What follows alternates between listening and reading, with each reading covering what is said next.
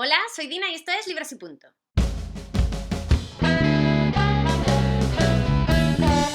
Hoy vengo a hacer un vídeo un poco diferente porque os quiero hablar de Miguel Hernández y os quiero contar una pequeña historia. Vamos a ver, yo soy fan de Miguel Hernández. Miguel Hernández es un poeta español de la época de la Guerra Civil Española aproximadamente, vamos, de principios del siglo XX.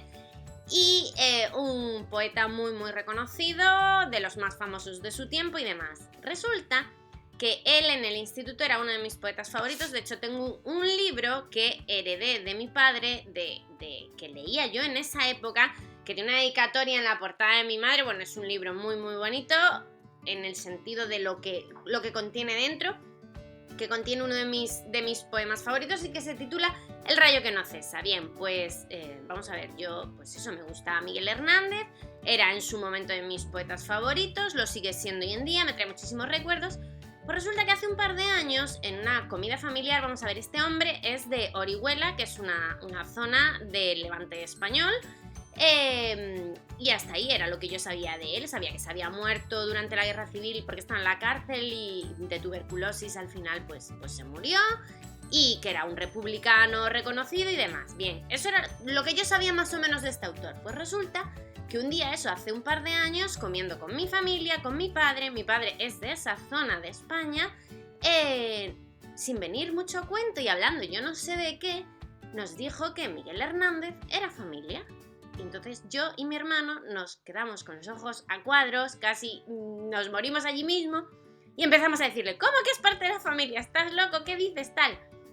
Y resulta que mi padre nos explicó que su madre, o sea, mi abuela paterna, era de la misma pedanía que este hombre, que no era de Orihuela, o sea, la pedanía pertenece a Orihuela, se llama La Aparecida, que me parece un nombre genial para un pueblo, o sea, me parece un nombre de libro de Stephen King totalmente, La Aparecida. Bueno, bien, pues mi abuela era de esa pedanía de Orihuela y Miguel Hernández también.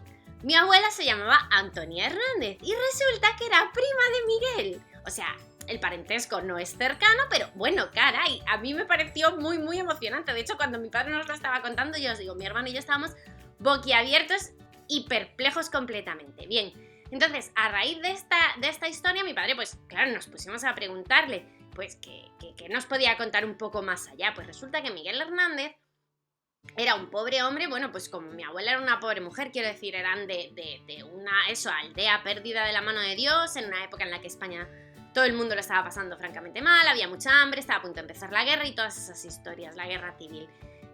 Pues Miguel Hernández era una persona ya en aquel momento, cuando era un niño chico, muy espiritual. Y por lo visto los jesuitas, esto fue lo que me contó mi padre, lo vinieron a buscar a casa para escolarizarlo, porque en aquel momento no todo el mundo se escolarizaba y los que se escolarizaban, pues eso, aprendían a leer, a sumar y poco más.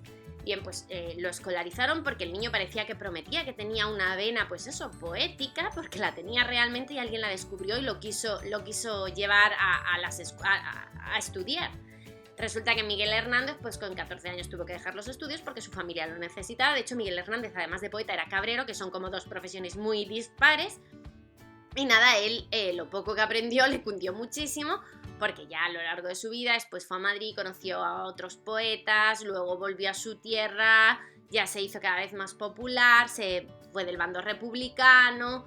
Todas las canciones que se oían en la radio en aquel momento del bando republicano pues eran en parte compuestas por él, la letra y demás. Bueno, el caso, que es un poeta que me encanta y es un poeta que tiene algo que ver con mi familia, y eso, a mí eso me parece muy genial y quería compartirlo con vosotros. Y quería recomendaros no solo El rayo que no cesa, que ya os digo que es uno de mis libros de poesía favorito, en concreto os recomiendo del rayo que no cesa el poema número 21, que es mi favorito. Sobre todo la estrofa final me parece perfecta. No voy a leerla, igual os pongo algún trozo aquí porque no me gusta leer en Booktube, pero bueno, si os interesa, en internet lo podéis encontrar facilísimamente, vamos, si no queréis compraros el libro. Y luego os quería recomendar este libro. Yo lo compré, ya os digo, a raíz de lo que me había contado mi padre. Lo encontré un día y no, bueno, dije, yo me tengo que hacer con esa preciosidad.